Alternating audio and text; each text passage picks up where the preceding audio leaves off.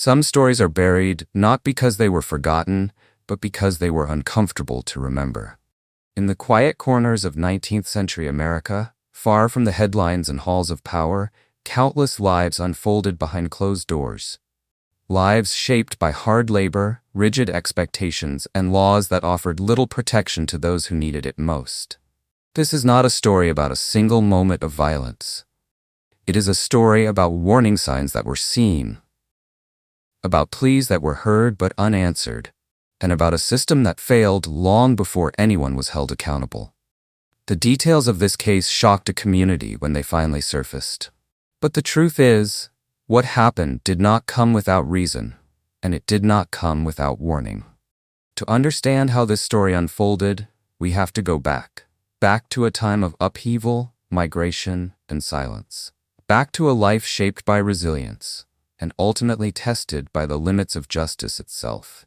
In this video, we're going back to the late 19th century, a time when America was still shaping its laws, its institutions, and its social values. Mary Elizabeth Meyer was born in Germany in the early 1840s, a time marked by significant political and economic turmoil. Her early life unfolded during a period of extreme social and economic strain. Large parts of the German states were gripped by poverty, and for working families, securing enough food was a daily struggle. Those hardships were made even worse in the mid-1840s, when repeated crop failures and a devastating potato blight pushed already fragile communities closer to famine. At the same time, industrialization was beginning to reshape German society. While factories and mechanized production offered new possibilities, they also widened the divide between wealthy landowners and the growing labor class. Rural farmers and urban workers alike found themselves trapped between rising prices, low wages, and limited opportunity. Stability was becoming harder to achieve, especially for families without land or political influence. Politically, Germany was not yet a unified nation. Instead, it existed as the German Confederation, a collection of 39 independent states ruled largely by conservative monarchies. These governments resisted reforms that called for representative government, expanded civil rights, and national unity. Intellectual and political movements advocating constitutional rule and personal freedoms gained support among the population, but their ideas were tightly controlled through censorship, surveillance, and repression. These tensions reached a breaking point in 1848, when revolutions erupted across much of Europe. In the German states, protesters demanded economic relief, political reform, and a unified nation governed by law rather than monarchy. When these uprisings ultimately failed, hope for meaningful change collapsed with them. For many families, the future looked increasingly bleak. In the years that followed, millions of Germans made the difficult decision to leave their homeland behind. The United States, with its promise of available land, growing industries, and relative political freedom, became a powerful symbol of escape and opportunity. It was this wave of disillusionment, hardship, and hope that shaped the world Mary was born into, and that would soon carry her family across the Atlantic in search of a more secure life. Sometime in the mid-19th century, Mary's parents joined the growing wave of German families who chose to leave Europe behind and begin again in the United States. Like many immigrants of their time, they settled in the American Midwest, a region that actively attracted German newcomers for their farming knowledge, craftsmanship, and reputation for hard work. States across the Midwest were being shaped by immigrant labor, and German communities quickly became a visible part of rural life. But starting over in America was anything but easy. Immigrant families faced unfamiliar languages, new customs, and the constant pressure to survive in an environment that offered opportunity, but no guarantees. Building a home, securing land or work, and earning acceptance within established communities required years of effort and sacrifice. For many families, survival depended on collective labor, discipline, and endurance. Mary grew up within this immigrant world, shaped by values that emphasized perseverance, responsibility, and resilience. While detailed records of her early childhood are scarce, Her upbringing likely followed a familiar pattern seen in German immigrant households of the 1850s. Education was deeply valued in these communities. Wherever population numbers allowed, German immigrants established their own schools, often connected to local churches, where children were taught to read and write in both German and English. Religious instruction was commonly integrated into schooling, reflecting the close relationship between faith, education, and community life. However, formal schooling was not always consistent. In rural areas, children were frequently expected to divide their time between the classroom and farm labor, especially during planting and harvest seasons. Despite these limitations, German immigrant families remained strong advocates for education, believing it to be essential for stability, opportunity, and upward mobility in their new country. It was within this structured yet demanding environment that Mary came of age, caught between two worlds, shaped by old traditions, and preparing unknowingly for a life that would later place her at the center of one of the most troubling criminal cases of her time. As a young woman, Mary married a fellow German immigrant who, like her, was building a life in Ohio. Their marriage followed a familiar pattern among immigrant families, rooted in shared language, culture, and the practical need for stability in an unfamiliar country. But that stability was short-lived. When the American Civil War broke out, Mary's husband enlisted in the Union Army, joining hundreds of thousands of immigrant men who served during the conflict. For families left behind, military service brought long periods of uncertainty, anxiety, and isolation. In Mary's case, that uncertainty ended in tragedy. Her husband disappeared while on active duty and was later presumed dead, a fate not uncommon in a war marked by poor record-keeping, chaotic battles, and countless unconfirmed losses. The sudden disappearance of her husband left Mary a widow at a young age, facing both emotional devastation and practical hardship. In the 19th century, widowhood carried serious social and economic consequences for women. Without a husband, a woman's financial security was often precarious, and opportunities for independence were limited. Remarriage was possible, but it was far from guaranteed, particularly for women burdened by loss, grief, and the expectations placed upon them by society. Widows were often expected to be quiet, respectable, and resilient, even as they navigated profound personal loss. For Mary, survival meant continuing forward despite the absence of choice or protection.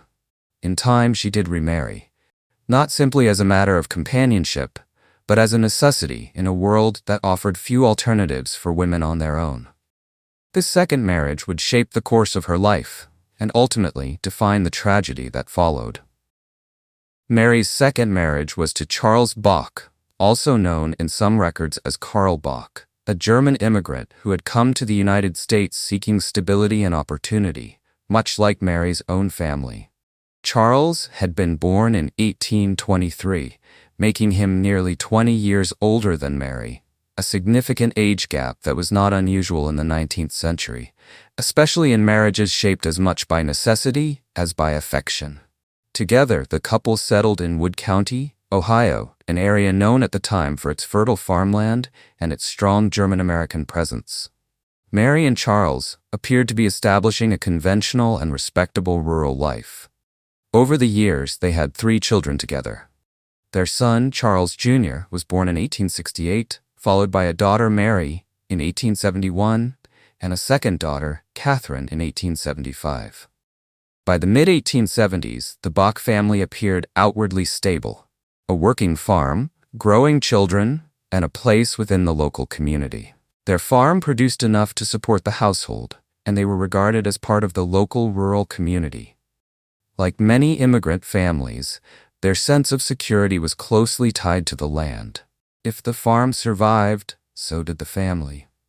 That stability began to unravel in 1873, when the United States was plunged into a severe economic downturn known as the Panic of 1873.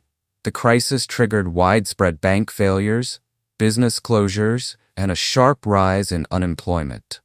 Credit dried up, crop prices fell, and countless farmers across the country found themselves buried in debt. For rural families dependent on agricultural income, the consequences were immediate and unforgiving. The Bach household was no exception.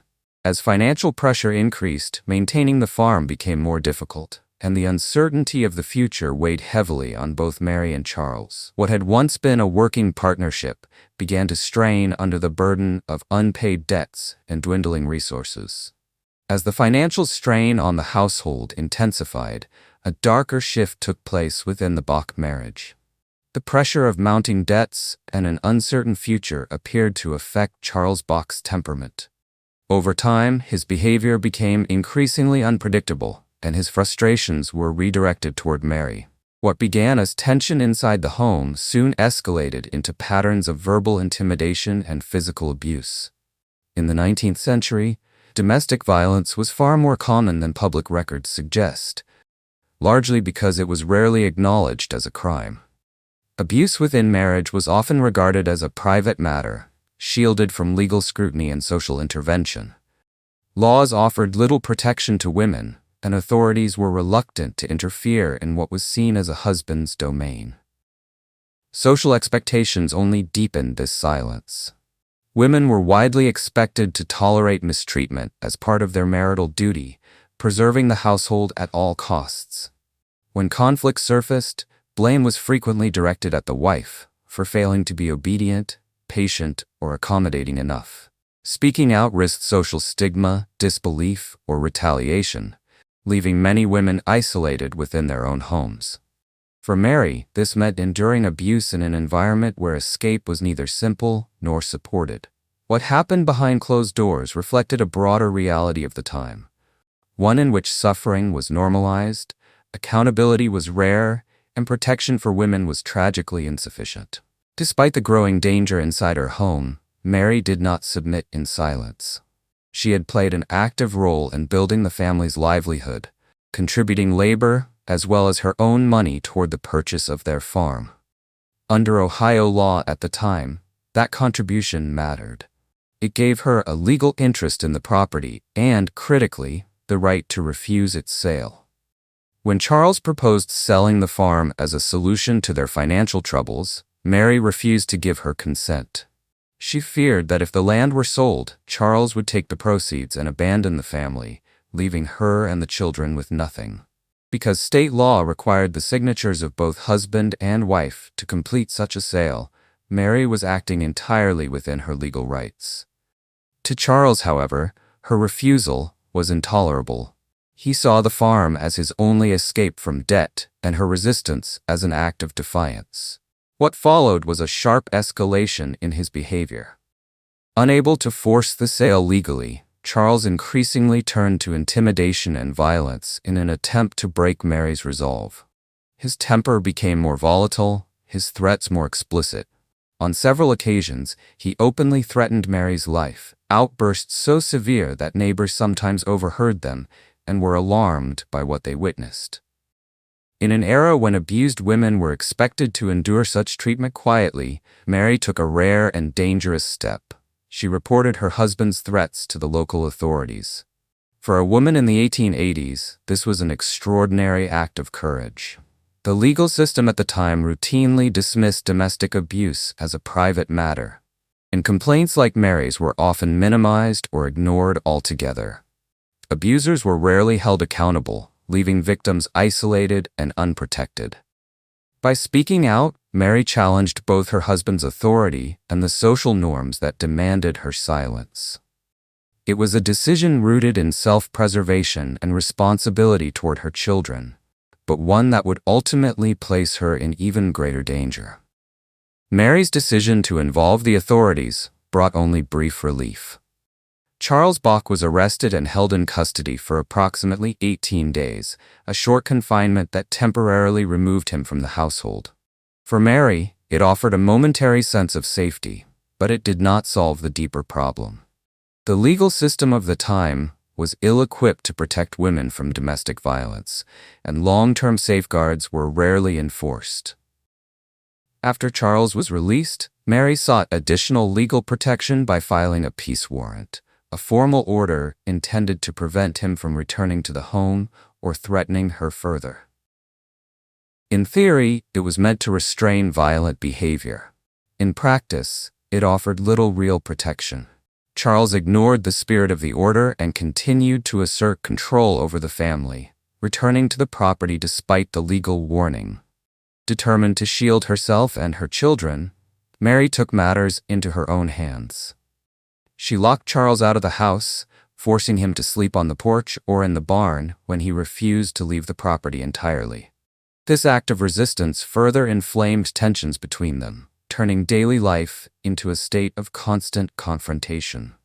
In late September of 1881, Mary took an even more drastic step. She filed for divorce, a decision that carried serious social and legal risks for women in the 19th century. Divorce was stigmatized, difficult to obtain, and often resulted in financial hardship or public scrutiny for the wife. Yet Mary pursued it anyway, seeing no other path forward. Despite her efforts, Charles continued to return to the property, pressing his way back into her life through arguments and intimidation. The separation existed in name only. The law had failed to create meaningful distance between Mary and the man who posed the greatest threat to her safety, and the danger inside the household continued to escalate. In the early morning hours of Tuesday, October 11, 1881, the violence that had been building inside the Bach household reached its devastating conclusion. At around 5 a.m., Charles Bach appeared at the home of a nearby neighbor, a man named Mr. Hines. Calm and composed, he made a chilling statement. He told Hines that he had killed his wife. Without displaying visible emotion, Charles asked Mr. Hines to take care of his 3 children. He then announced his intention to travel to Bowling Green, Ohio, to surrender himself to the authorities. Shocked by what he had just heard, Mr. Hines quickly alerted other neighbors, and word of the confessions spread rapidly through the small community. A group of local men went to the Bach farmhouse to see what had happened. When they arrived, they found the front door locked and entered through the rear of the house. Inside, they were confronted with a scene of extreme violence. Mary Bach's body lay on the floor, partially covered by blood-soaked sheets. The room showed clear evidence of a violent struggle. Blood was splattered across the walls and ceiling, leaving little doubt about the force of the attack. When the covering was pulled away, the extent of the injuries became unmistakably clear. Mary had suffered fatal wounds to her head and upper body. Her right hand was badly mutilated, and 3 severed fingers were found nearby, believed to have been cut off as she desperately tried to defend herself. During a search of the surrounding area, the men discovered a corn cutter, a heavy agricultural tool with a long, sharp blade. It had been discarded in the weeds roughly 100 yards from the house. The weapon was stained with blood and hair, unmistakably linking it to the crime. The murder sent shockwaves through the small rural community. Although some neighbors were aware of Charles Bach's history of violence toward his wife, and knew that Mary had openly feared for her safety after his release from jail, few imagined the situation would end in such a brutal and final act. What had been whispered concern suddenly became an undeniable reality. As Charles surrendered himself to authorities in Bowling Green, further details of the crime began to circulate. Investigators and townspeople alike were confronted with evidence that spoke to the ferocity of the attack. It was widely believed that Mary's fingers had been severed as she tried desperately to defend herself. A final, instinctive act of survival against overwhelming violence. Beyond the horrific physical injuries, the case forced a deeper reckoning.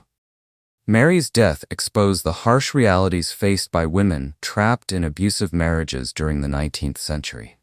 Legal protections were weak, enforcement was inconsistent, and societal support for victims was almost non-existent. Even when warning signs were visible, intervention rarely followed. The tragedy underscored a devastating truth. Abuse was often tolerated, dismissed, or ignored until it escalated beyond control. Mary's murder became more than an isolated crime. It stood as a powerful example of what could happen when violence inside the home was treated as a private matter rather than a public concern.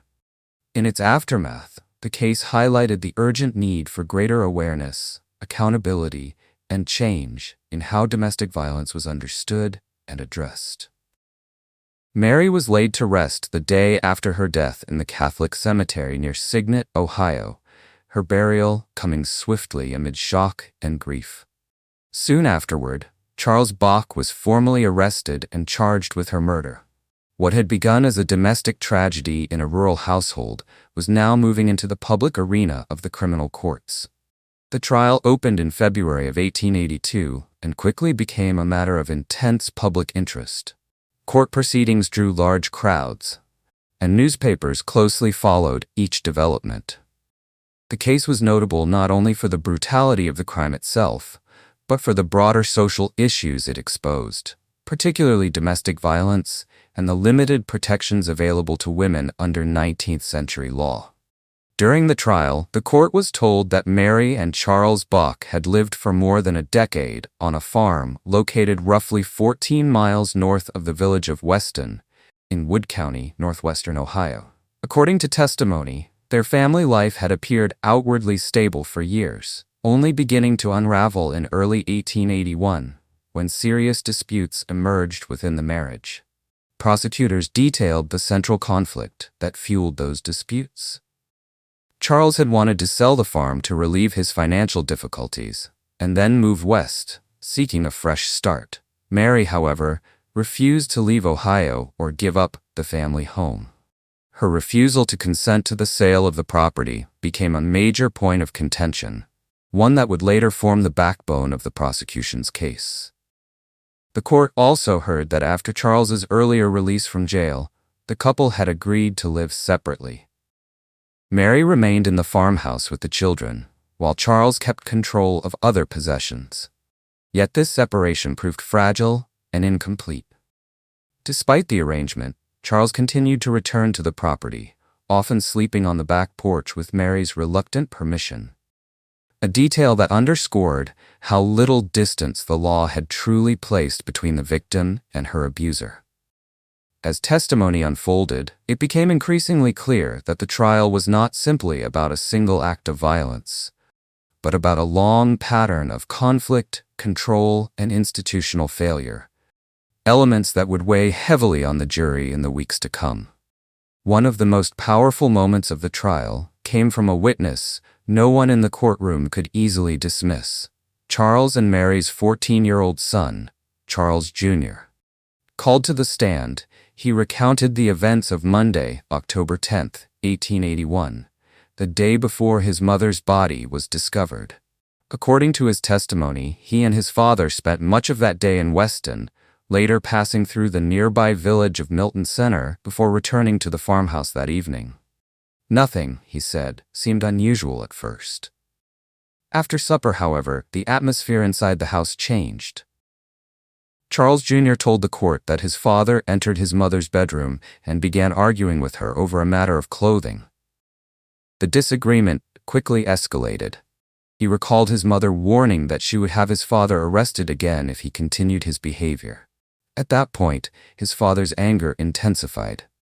Speaking softly and with visible distress, the boy testified that his father suddenly pulled his mother from the bed and attacked her with a corn cutter. Overcome with fear, Charles Jr. said he fled into another room and did not witness the rest of the assault. The courtroom reportedly grew silent as he continued his account. Moments later, he said his father emerged from the bedroom and told him, in plain words, that he had killed his mother. The testimony left little room for doubt. Delivered by a child forced to describe the violent death of his own parent, it became one of the most damning pieces of evidence presented at trial, imprinting itself deeply on the jury and everyone present in the courtroom.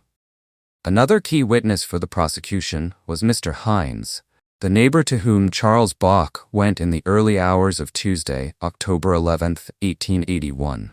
Taking the stand, Hines told the court that Charles arrived at his home and calmly asked him to look after the children. When questioned, Charles explained why. He told Hines that he had just killed their mother. According to Hines, Charles then stated that he intended to travel to Bowling Green and surrender himself to the authorities. The testimony reinforced the prosecution's claim that the act was deliberate and acknowledged by the defendant almost immediately afterward. As the trial progressed, attention turned to the strategy employed by Charles Bach's defense team. Rather than contesting that Mary had been killed, they sought to justify Charles's actions by shifting blame onto the victim herself. The defense portrayed Mary as a neglectful and inadequate wife, suggesting that she had failed in her domestic responsibilities and created a hostile environment within the home. This line of argument was deeply rooted in the social attitudes of the time. In the 19th century, women were often held responsible for maintaining marital harmony, and any breakdown in a marriage was frequently attributed to the wife's perceived shortcomings. The defense leaned heavily on these assumptions, implying that Mary's behavior had pushed Charles beyond his limits. By framing Mary as the cause of the conflict, the defense attempted to diminish Charles's responsibility and recast the violence as a tragic but understandable reaction. The strategy reflected a broader cultural pattern, one in which women were judged by their obedience and domestic performance, and where male violence was too often excused or rationalized rather than condemned. This argument revealed just how deeply ingrained victim-blaming attitudes were within both the legal system and society at large. When Charles Bach took the stand in his own defense, his testimony did little to soften the image that had already formed in the courtroom. Instead, he spoke of his wife in harsh, demeaning terms, using language that shocked many who heard it. He described Mary as lazy and disorderly, portraying her as argumentative and morally flawed. His words were clearly chosen to cast her as the source of the conflict within their marriage. Throughout his testimony, Charles attempted to shift responsibility away from himself. He presented Mary as the antagonist in their relationship, suggesting that her behavior had provoked his actions and driven him to violence.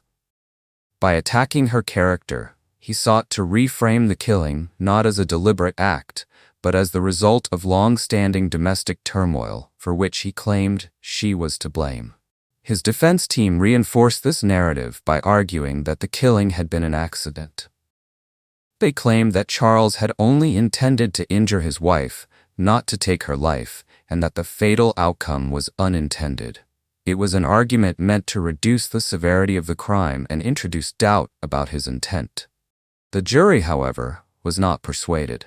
The physical evidence, the testimony of witnesses, including that of his own son, and Charles's own admissions, painted a far different picture. After deliberation, he was found guilty of murder and sentenced to death by hanging. That verdict, however, did not immediately bring the case to an end. A procedural issue involving the selection of the jury was later identified, forcing the court to set aside the conviction and order a new trial. Once again, the case would return to the courtroom, drawing renewed attention and prolonging the ordeal for everyone involved. The case returned to court 4 months later, in June of 1882. At the retrial, the outcome was unchanged. Once again, Charles Bach was found guilty of first-degree murder and sentenced to death. The evidence presented, including eyewitness testimony, physical proof, and Charles's own statements, left little doubt in the minds of the jurors. After the second conviction, Charles's attorneys filed appeals to the Ohio Supreme Court, challenging both the verdict and the sentence. While the legal process moved forward, Charles remained confined in jail, awaiting a final decision on his fate. During this period, he became the object of intense public curiosity. Strangers traveled to see him, treating his confinement as a grim spectacle. Some attempted to speak with him, asking intrusive and inappropriate questions about his feelings or his impending execution. Initially, Charles tolerated the attention. Over time, however, his patience wore thin. He began refusing visitors altogether, retreating into his cell and covering himself with blankets whenever approached, as though attempting to shut out the outside world. Jail officials reported that he spent long hours reading from a German-language Bible, often absorbed in its pages in silence. To some observers, this appeared to be an attempt at finding comfort or spiritual relief as his execution drew closer. At times, Charles was said to weep, especially when speaking about his children or acknowledging the inevitability of his sentence. His physical condition declined as well. His appetite weakened, and while he managed to sleep, the strain of confinement and uncertainty visibly weighed on him. Yet despite moments of distress, one detail stood out to those who observed him closely. Charles expressed no remorse for the killing of his wife. There were no statements of regret or acknowledgement of responsibility. Instead, he continued to speak of Mary with bitterness, holding fast to the resentment that had defined their final years together. Even as death approached, that anger remained unresolved. After months of appeals and delays, Charles Bach was executed by hanging on October 12, 1883, bringing a formal end to one of the most disturbing criminal cases in Wood County's history. The execution was carried out as prescribed by law, and afterward his body was buried in Perrysburg, Ohio, away from the farm where the crime had taken place. But even in death, the case took an unsettling turn. Not long after Charles was buried, reports emerged of an unusual and unauthorized attempt to disturb his grave. 3 physicians from Wood County were discovered attempting to exhume his body, having dug nearly all the way down to the coffin before they were interrupted. When authorities arrived at the scene, the men fled, abandoning their tools and escaping before they could be arrested. Although the motive was never officially confirmed, such incidents were not unheard of in the 19th century. At the time, the bodies of executed criminals were sometimes sought for medical study, as access to cadavers for anatomical research was limited and tightly regulated. The incident added a strange and unsettling epilogue to a case already marked by violence, controversy, and public fascination. Even after justice had been carried out, the story of Charles Bach refused to quietly fade, continuing to trouble the community long after the gallows had done their work. The murder of Mary Elizabeth Bach and the trials that followed left a deep and lasting imprint on the local community. In the years immediately afterward, public attention centered largely on Charles Bach, his execution, and the trauma endured by the couple's children.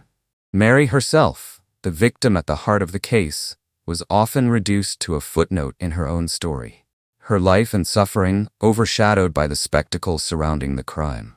In some contemporary accounts, blame was even shifted onto Mary. She was criticized for resisting her husband, for refusing to sell the farm, and for challenging the traditional expectations placed on wives during the 19th century. These narratives reflected a broader cultural pattern of the time, one in which women who did not conform to prescribed domestic roles were seen as provoking conflict rather than seeking protection. Over time, historians and legal scholars began to reassess the case through a different lens. Rather than focusing solely on the crime or the punishment of the perpetrator, modern interpretations have emphasized the systemic failures that surrounded Mary's life and death. The case has since been used to illustrate how domestic violence was normalized, minimized, and often ignored, both socially and legally, and how victim-blaming attitudes allowed abuse to persist unchecked. Today, Mary Bach's story is no longer viewed simply as a sensational murder from the past. It stands as an important historical example of how deeply embedded social norms and institutional shortcomings shape the experiences of abused women, and how those failures could have fatal consequences. In the years following Mary Bach's murder, physical artifacts from the case took on a life of their own. Items connected to the crime, including the weapon used in the attack and Mary's severed fingers, were preserved and for many years displayed at the Wood County Courthouse. Eventually, these materials were transferred to the Wood County Museum, where they became part of the county's historical collection. For decades, the exhibit drew public attention largely for its shock value. The presence of human remains, particularly the preserved fingers, sparked discomfort as well as fascination. Over time, historians, ethicists, and community members began questioning whether such displays crossed an ethical line, arguing that they risked reducing a woman's violent death to a macabre curiosity, rather than treating her as a human being whose life had meaning beyond the crime. Critics pointed out that while the artifacts told part of the story, they failed to adequately acknowledge Mary herself or the broader context of domestic violence that led to her death. Displaying human remains without careful interpretation, they argued, could unintentionally sensationalize suffering and perpetuate the same lack of empathy that victims like Mary faced in life. In 2020, the Wood County Museum took steps to address these concerns. Working in collaboration with the Cocoon, a domestic violence advocacy organization, the museum redesigned the exhibit to shift its focus away from shock and toward understanding. The updated display places Mary's story at the center, framing the artifacts within a broader discussion of domestic abuse, victim protection, and historical accountability. Today, visitors are given a choice. The jar containing Mary's fingers is no longer openly displayed. It is kept beneath a clearly labeled box, allowing individuals to decide whether or not they wish to view it. The goal is no longer spectacle, but education, honoring Mary's humanity while using her story to raise awareness about domestic violence and the long-term consequences of societal silence. The story of Mary Elizabeth Bach is one shaped by resilience, loss, and profound injustice. Her life reflects the reality faced by countless women in the 19th century, especially those who dared to resist abuse in a society that offered them little protection and even less support. Mary did not remain silent. She asserted her legal rights, sought help from authorities, and took steps to protect herself and her children, even when doing so placed her at greater risk. Her death was not the result of a sudden or unpredictable act of violence. It was the outcome of a system that repeatedly failed to intervene, a culture that normalized abuse within marriage, and laws that prioritized property and authority over personal safety. Mary's case stands as a stark reminder of what can happen when warning signs are ignored and responsibility is shifted away from those who commit violence. In the years since, her story has taken on new meaning through historical reassessment, public discussion, and changes in how her case is remembered. Mary Bach has been reclaimed not as a footnote in a sensational crime, but as a person whose life mattered. Her legacy continues to inform conversations about domestic violence, victim advocacy, and justice, reminding us that progress is built on confronting uncomfortable truths from the past. Though Mary's life was marked by hardship, her courage endures. In telling her story, we honor not only her memory, but the countless women whose voices were silenced, and those who continue to fight to be heard today. Stories like this don't end when the courtroom empties or when a sentence is carried out. They linger, in records, in silence, and in the lives that were forever changed. Thank you for taking the time to listen, to bear witness to a story that deserves to be remembered with dignity. If stories like this matter to you, you'll find more careful, in-depth examinations of forgotten lives and historical cases here on Buried Inquests. And until next time, stay curious, stay thoughtful, and don't forget the voices history tried to silence.